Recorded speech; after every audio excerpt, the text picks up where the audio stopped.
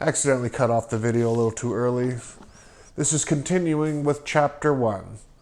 Department of Defense Appropriations hearing for 1970 on the development of immune system destroying agents for biological warfare.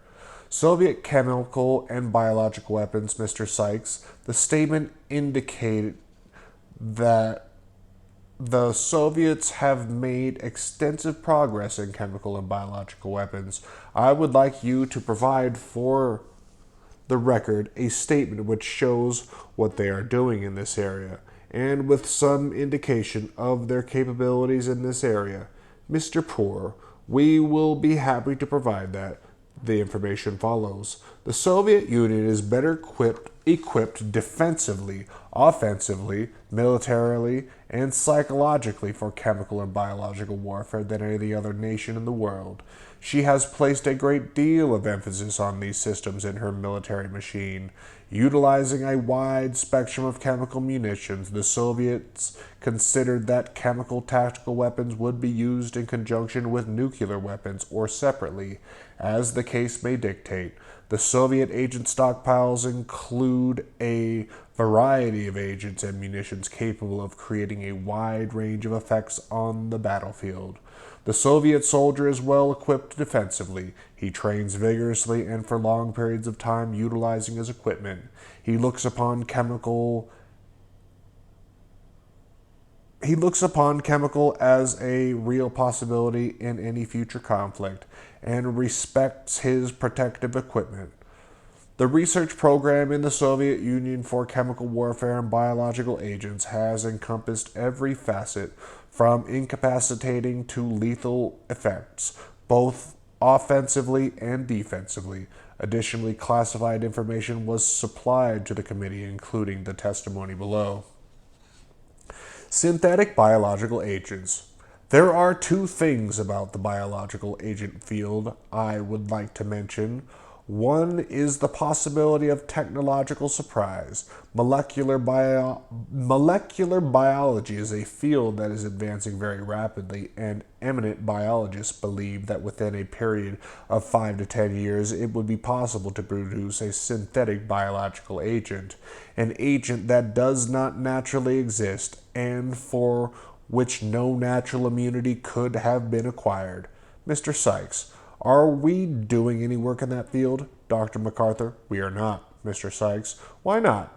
Lack of money or lack of interest? Dr. MacArthur, certainly not lack of interest. Mr. Sykes, would you provide for our records information on what would be required, what the advantages of such a program would be, the time and the cost involved? Dr. MacArthur, we will be very happy to. The information follows.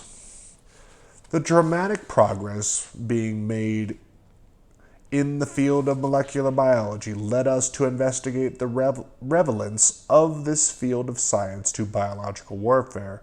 A small group of experts considered this matter and provided the following observations. 1. All biological agents up to the present time are representatives of naturally occurring disease and are thus known by scientists throughout the world. They are easily available to qualified scientists for research, either for offensive or defensive purposes. 2. Within the next 5 to 10 years, it would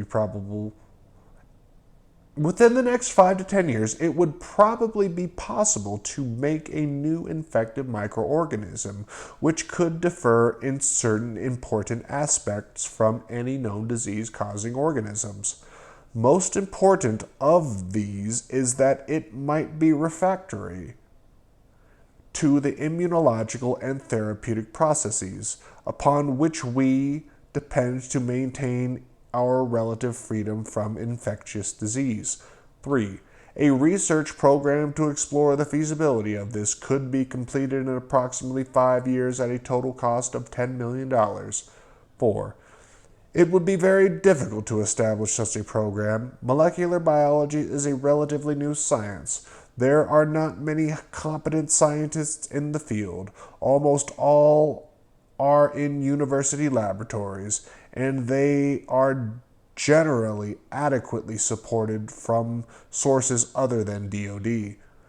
However, it was considered possible to initiate an adequate program through the National Academy of Sciences National Research Council, NAS-NRC.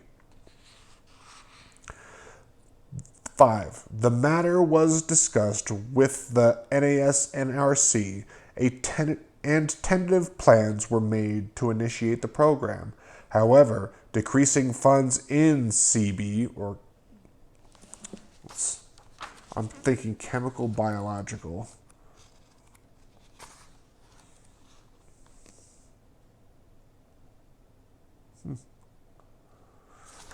I'm guessing it's chemical biological.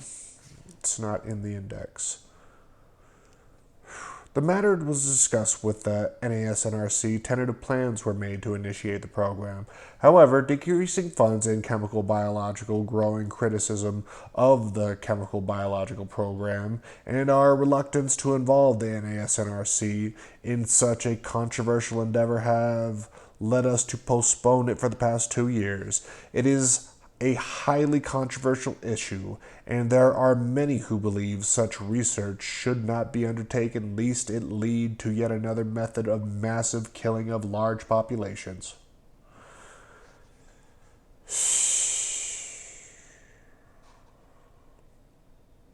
And I lost my place.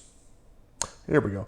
On the other hand, without the sure scientific knowledge that such a weapon is possible, and an understanding of the ways it could be done, there is little that can be done to devise defensive measures. Should an enemy develop it, there is little doubt that this is an important area of potential military technology inferiority, in which there is no adequate research program. The above testimony of Acting Assistant Secretary of the Army Research and Development, Charles L. Poor, was printed on page 79 of the public record cited below. However, Dr. MacArthur above statements were deleted. Dr. MacArthur was, at the time, the Deputy Director of the Department of Defense. The complete testimony was obtained by Theodore Strecker, J.D., through the Freedom of Information Act on page 129 of the supplemental record. A copy of the original classified document was subsequently published on page 124 of Deadly Innocence by this author in 1994. Source: Department of Defense Appropriations for 1970.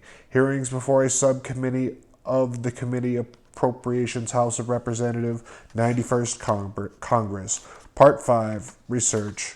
Develop, test, and evaluate. Department of the Army, Tuesday, July 1st, 1969, page 79, Washington, U.S. Government Printing Office, 1969. And that's the end of Chapter 1.